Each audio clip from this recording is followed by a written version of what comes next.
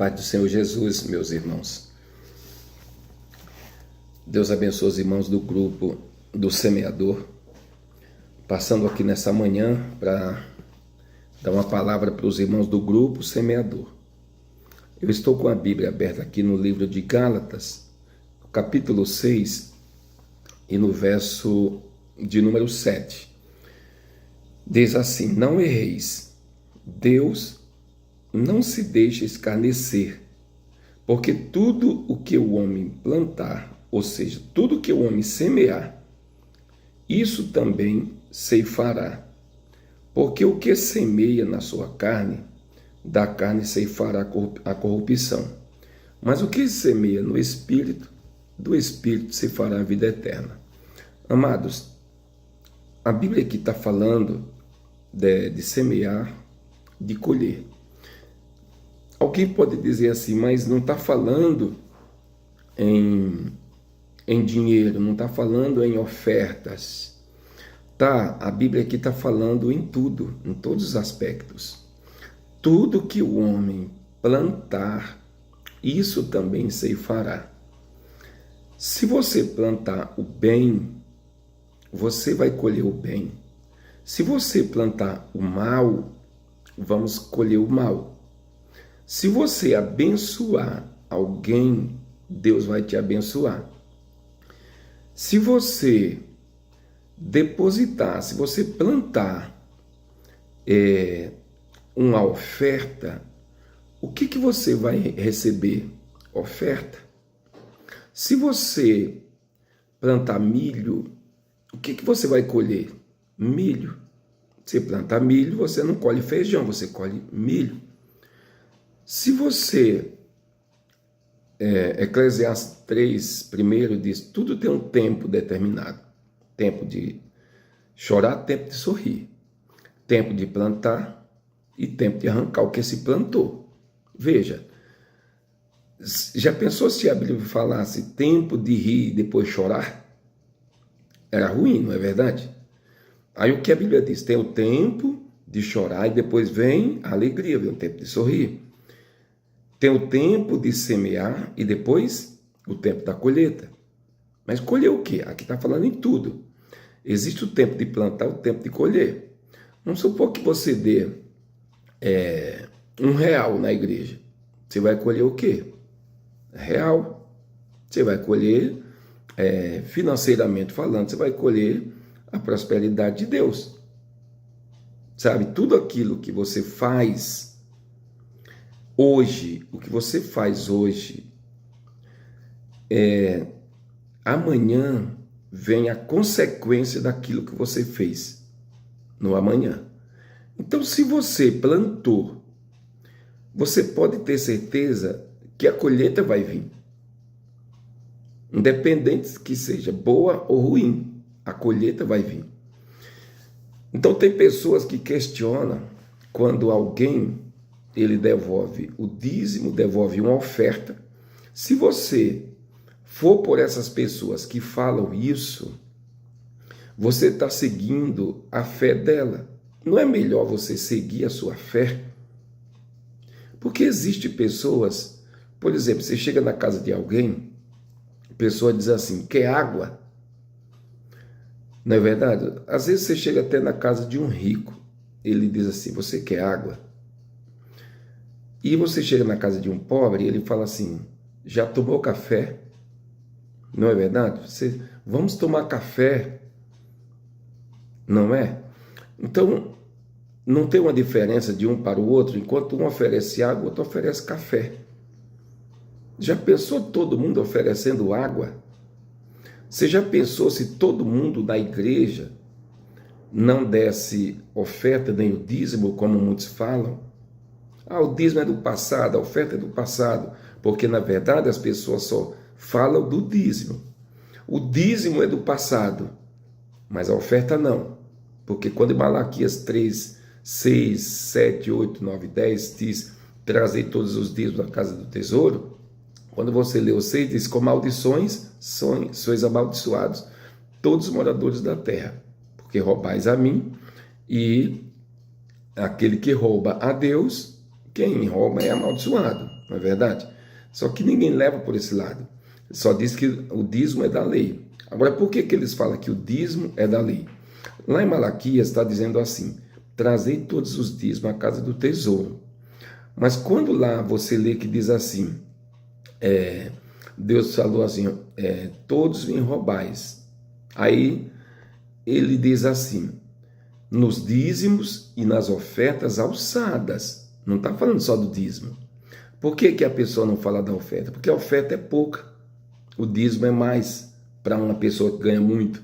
Então, quando ele só vê a parte da oferta, mas Deus falou assim, vocês me roubam nos dízimos e nas ofertas alçadas. Porque é mais fácil você dar uma oferta do que dar o dízimo. E a maioria das pessoas que ficaram ricas na igreja, você pode ver que mais tarde, o que aconteceu? Eles deixaram de dar o dízimo. E essas pessoas vai falar o quê? Ele vai ser contra. Dízimo foi do passado. Porque se você perguntar para ele, você dá o dízimo? Ele vai dizer que não, porque o dízimo é do passado. Se ele falar que sim, aí ele está indo contra ele mesmo. Aí você pergunta, e por que você não dá? Então, o que ele tem que dizer? Que é contra, porque tem pessoas que ganham 1 milhão, 2 milhões, 3 milhões, 4 milhões, 5 milhões, 10 milhões. E se ele ganha 1 milhão de reais, quanto ele tem que dar? Não é 100 mil reais? Então, você acha que ele vai dar? Não, o que ele tem que fazer? Pregar contra. Porque se você bater de frente e falar assim, meu amigo, você devolve o dízimo de tudo que você ganha? Não, isso aí foi da lei. Isso era na lei. Por quê? Porque ele cai em contradição. Esse é o problema de muitos que vivem hoje na rede social falando contra o dízimo. É porque eles ficaram bem de vida, enriqueceram e agora ele não devolve mais. Quando ele não tinha nada, ele devolvia. Só que agora não devolve. E eu conheço muitos assim. Eu conheço empresário assim que ficou bem. Conheço, inclusive, muitos que passaram na igreja de José Luiz. Ele chegou sem nada, devendo para banco, devendo para agiota. Só que a gente ensinando ele na igreja se tornou um empresário. Hoje ele não dá o dízimo mais. Então eu estou falando aqui com base bíblica e coisas que eu conheço no ministério. Então assim, se você tem a sua fé, segue a sua fé, meu irmão. Segue a sua fé, minha irmã. Vai em frente. Tudo que você vai fazer hoje é consequência do que você vai colher amanhã. Pode ter certeza disso, é a Bíblia que está dizendo, não é eu que digo. Em que me roubaste? Os dízimos e as ofertas alçadas. Então nós criamos o grupo do semeador. Como é que eu falo aqui? Gente, você vai semear uma semente, você dá R$1, R$2, R$5, R$10. Porque se eu falar R$1, alguém vai dizer assim, o que é R$1, não é verdade? Mas é porque eu aprendi que na Bíblia, quando a pessoa é fiel a Deus no pouco, Deus coloca no muito. Imagina a pessoa sendo fiel no muito, onde Deus vai colocar. Não é verdade? Essa é uma realidade. A Bíblia é a verdade. Se você seguir o que está na Bíblia, mas a Bíblia antigamente, no grego, no hebraico, amigo, nós estamos lendo a Bíblia em português, a tradução de João Ferreira de Almeida. Agora, se eu leio aqui e vou para o hebraico, aí você tem que ser judeu, você tem que andar com a Bíblia hebraica. Por que andar com a Bíblia em português? Já que está errado, não é verdade? Eu acho que quando eu leio aqui a Bíblia Sagrada, é traduzida, a tradução de João Ferreira de Almeida. Então eu estou falando aqui lendo em português. Por que eu vou falar em você em hebraico? Não seria também a mesma coisa que eu estar lendo em inglês? Então as pessoas não vão entender. Então vamos explicar como está aqui. E tudo, Eclesiastes diz, tudo que o homem plantais também se fará. Eu acabei de falar. Quando você planta, você colhe. Você vai ter as consequências de tudo que você fez, você vai ter amanhã. A Bíblia diz, Eclesiastes 3, tempo de chorar e tempo de sorrir. Não é tempo de sorrir para depois chorar. Então, não era bom. Seria ruim você estar feliz agora e amanhã você ficar infeliz. É por isso que muitas pessoas não concordam, porque eles preferem conquistar tudo agora, não é verdade? E perder amanhã. As pessoas querem isso, às vezes mostrar que tem hoje, e dá tudo errado. Pega emprestado com agiota. Você que serve a Deus, pega emprestado com agiota, às vezes a pessoa pega emprestado, não paga, não devolve. Qual é a consequência disso? É você chorar amanhã. Agora, se você é fiel a Deus, o que vai acontecer na sua vida? A infidelidade? Se você é fiel a Deus, o que Deus falou? Aquele que vem a mim, de maneira alguma eu lançarei fora. Então tudo tem um tempo de chorar e o tempo de sorrir. Agora veja, tudo tem um tempo de semear, tempo de plantar e o tempo de arrancar o que se plantou. O quê? Aí alguém puxa para o outro lado, mas aqui está falando de coisa espiritual. Sim, eu li aqui. Quando você semeia na carne, você colhe na carne. Quando você semeia no espírito, você colhe no espírito. O que é isso, gente? Então é entender a palavra de Deus, sabe? Você semeia na carne, você vai colher da carne.